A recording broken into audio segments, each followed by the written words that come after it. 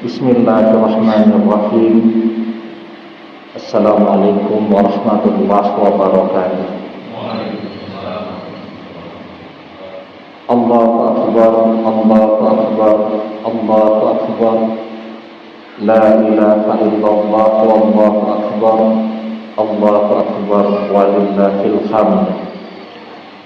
Innal hamdalillah nahmaduhu wa nasta'inuhu wa nastaghfiruh wa na'udzu billahi min shururi anfusina wa min sayyiati a'malina.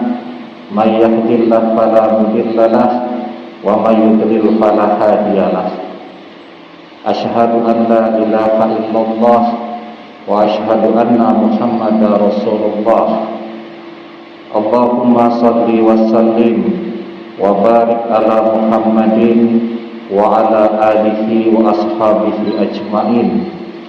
Amma ba'du, fa ya ibadallah, ittaqullaha haqqa tuqatih wa la tamutunna illa wa antum muslimun. Faqala Allah ta'ala fi kitabihil karim, a'udzu billahi minasy syaithanir rajim. Bismillahirrahmanirrahim.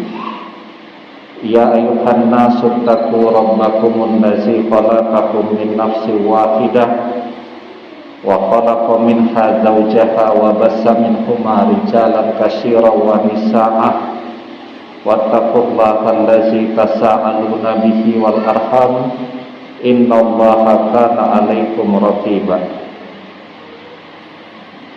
Ya ayyuhallazina amanu taqullaha haqqa tuqatih wa la tamutunna illa wa antum muslimun. Wa qala Rasulullah sallallahu alaihi wasallam, da'watul mazlumi mustajabah wa in kana fajiran fa fujuruhu ala nafsih. Hadirin jamaah salat Idul Adha yang dirahmati Allah Subhanahu wa taala.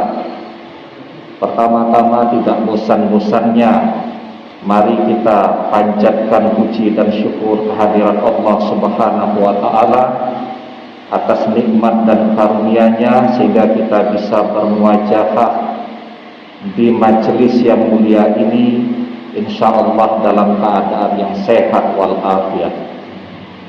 Salawat dan salam tidak lupa untuk kita haturkan kepada junjungan kita Baginda Nabiullah Muhammad sallallahu alaihi wasallam beserta keluarga dan para sahabat yang tercinta. Tidak lupa saya selaku khatib mengajak kepada diri saya sendiri, mengajak kepada keluarga saya dan mengajak kepada hadirin sekalian. Mari senantiasa kita tingkatkan keimanan dan ketakwaan kita kepada Allah Subhanahu wa taala dari satu waktu ke waktu berikutnya, dari satu tahun ke tahun berikutnya, dari satu masa ke masa berikutnya. Hadirin jamaah salat Idul Adha yang dirahmati Allah. Di dalam surat Al-Hajj ayat yang ke-37 Allah Subhanahu wa taala berfirman, la yanallaha luhumuha wala dima'uha walakin yanaluhut taqwa minkum. Daging-daging unta dan darahnya itu sekali-kali tidak mencapai keridaan Allah, tetapi ketakwaan dari kamulah yang dapat mencapainya. Hadirin jamaah salat Idul Adha yang dirahmati Allah. Di dalam ayat ini Allah Subhanahu wa taala menegaskan kepada kita tentang arti pentingnya takwa. Mencapai takwa sebagai tujuan hidup kita. Karena itu semua aspek hidup kita tujuannya adalah agar kita menjadi hamba-hamba Allah yang bertakwa. Takwa dalam bekerja artinya kita bekerja dengan cara yang halal, dengan cara yang Allah ridho, tidak merugikan orang lain, tidak korupsi, tidak menyalahgunakan wewenang untuk keuntungan pribadi. Dengan cara itulah rezeki yang kita peroleh akan menjadi rezeki yang berkah. Kita bisa melihat ada begitu banyak orang yang memiliki pekerjaan dengan gaji sangat besar, tetapi hutangnya tetap ada di mana-mana. Kenapa demikian? Karena rezeki itu tidak berkah, didapat dengan cara merugikan orang lain. Tapi ada pula orang yang gajinya kecil saja, tapi semua kebutuhannya tercukupi, keluarganya baik-baik saja, anak-anaknya sehat dan tumbuh menjadi orang-orang yang cerdas, salih dan salihah. Bahkan mereka bisa menabung, tidak punya hutang. Kenapa demikian? Karena rezeki mereka adalah rezeki yang berkah. Cara bekerja yang tidak berkah, menzolimi orang lain.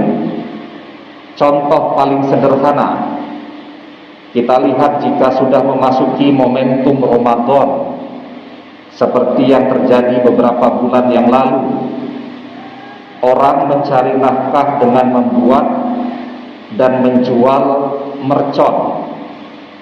Banyak orang dibuat terganggu, apalagi para lansia yang jantungnya sudah tidak kuat jika terus dibuat kaget.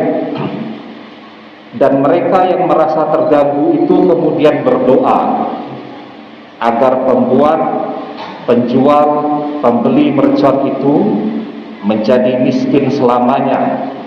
Maka jadilah mereka miskin dan susah hidupnya selamanya.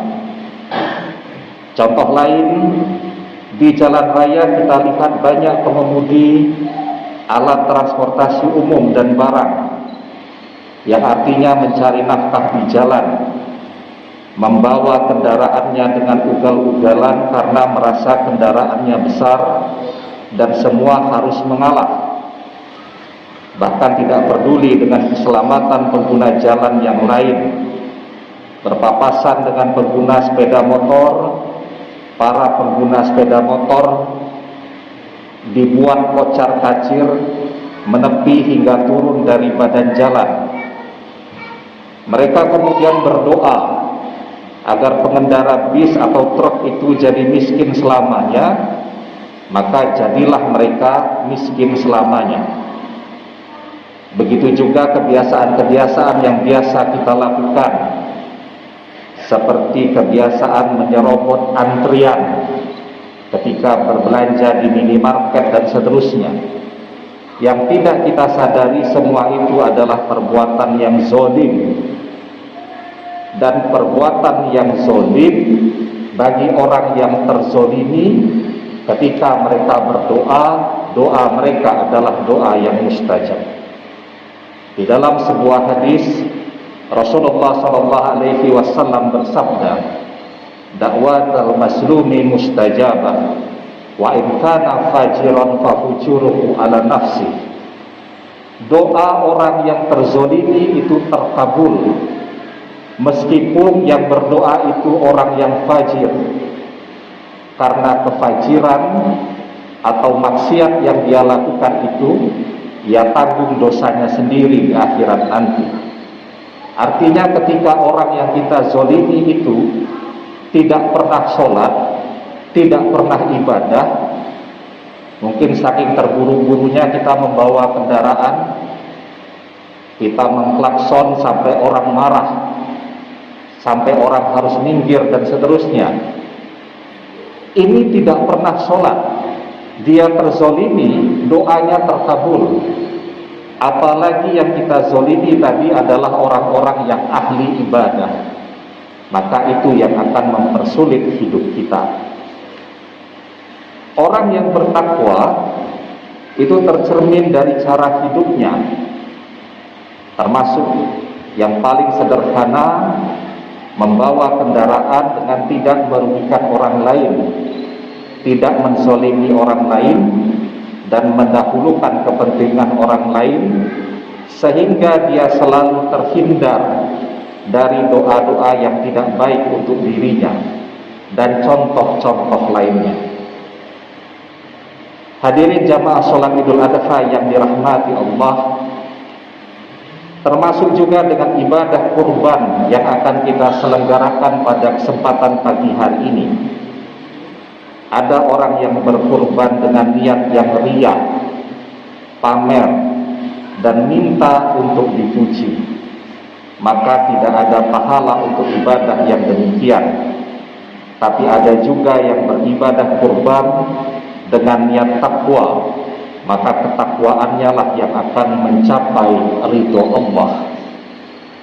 Ada pula orang yang menunaikan ibadah haji agar mendapatkan gelar Pak Haji atau Bu Hajah. Dia tidak mau menghadiri undangan walimahan teman ataupun tetangga jika si pengundang lupa mencantumkan gelar hajinya. Sholat berjamaah tidak mau menjadi makmum karena merasa sudah haji. Jamaah haji yang niatnya demikian tercermin dari kegiatan ibadahnya selama di tanah suci. Semua aspek ibadah harus difoto selfie, diposting di media sosial. Kebiasaan jamaah yang lebih banyak berfoto selfie daripada ibadah ini sampai mengundang kritik dari Imam Besar Masjid Nabawi, Profesor Dr. Sulaiman Ar-Ruhaili beberapa waktu yang lalu. Adapun orang-orang yang berhaji dengan tujuan takwa, maka ia akan beribadah dengan sekhusyuk-khusyuknya. Karena ibadah haji itu belum tentu bisa dilakukan setiap tahun. Sesekali posting foto di media sosial untuk kepentingan syiar, juga mengabarkan kepada anggota keluarga bahwa mereka sehat, tentu baik-baik saja. Dan insya Allah yang demikian akan kembali ke tanah air dengan membawa pahala haji yang mabrur. Hadirin jamaah sholat Idul Adha yang dirahmati Allah, takwa itu berarti tujuan hidup seseorang adalah mencapai keselamatan di akhirat nanti.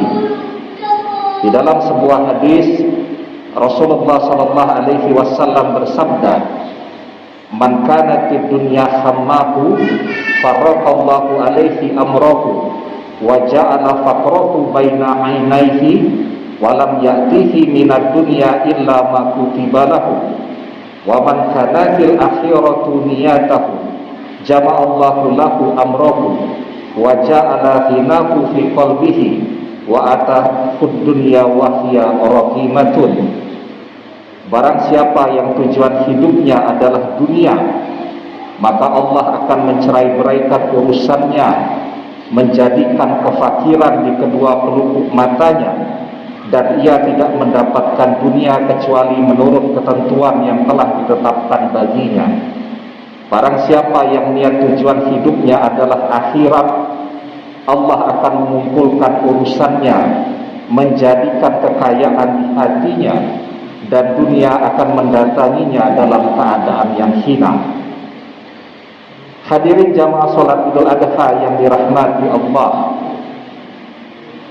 dan takwa itu menjadi sebab turunnya pertolongan Allah. Karena itu, jika sedang banyak persoalan, misal yang juga meningkat semenjak pandemi berlangsung adalah angka perceraian. Banyak orang menginginkan rumah tangganya kembali utuh dan rujuk. Karena itu tidak usah curhat kemana-mana, apalagi ke media sosial. Curhat kepada Allah saja, dekatkan diri kepada Allah. Insya Allah, Allah akan berikan jalan untuk kembali bersama lagi. Tingkatkan ketakwaan kita, karena ketakwaanlah yang menjadi sebab turunnya pertolongan Allah. Suami atau istri yang tergoda orang ketiga insya Allah bisa sadar, rumah tangga selamat dan berkah. Di dalam surat At-Talaq ayat kedua dan ketiga, Allah Subhanahu wa taala berfirman, "Wa may yattaqillaha yaj'al lahu makhraja wa yarzuqhu min haitsu la yahtasib wa may yatawakkal 'alallahi fahuwa hasbuh." Barang siapa yang bertakwa kepada Allah, niscaya Dia akan memberikan baginya jalan keluar dan memberinya rezeki dari arah yang tidak diduga-duga. Dan barang siapa yang bertawakal kepada Allah, niscaya Allah mencukupkan seluruh kebutuhannya. Allahu Akbar, Allahu Akbar, Allahu Akbar. La ilaha illallah wallahu akbar. Allahu Akbar walillahil hamd. Hadirin jamaah salat Idul Adha yang dirahmati Allah, sebagai penutup khutbah ini, agar khutbah ini selalu diingat, karena kita sudah mengikuti khutbah seperti ini puluhan kali dan hanya jadi seremoni pelengkap saja, tidak ada nilai yang bisa diaplikasikan. Setelah kita keluar dari masjid, biasanya langsung kita lupakan. Saat pandemi yang insya Allah semoga hari ini sudah menjadi endemi, kita semua merasakan dan mengalami penurunan pendapatan. Gaji kita turun, bahkan banyak yang harus keluar dari tempat kerjanya. Maka saat ini waktunya kita kembali bekerja segiat-giatnya. Siapa yang kerjanya paling giat, dia akan mendapatkan rezeki yang paling banyak. Wa alaysa lil insani illa masya. Dan sesungguhnya seorang manusia tiada memperoleh selain apa yang telah diusahakannya.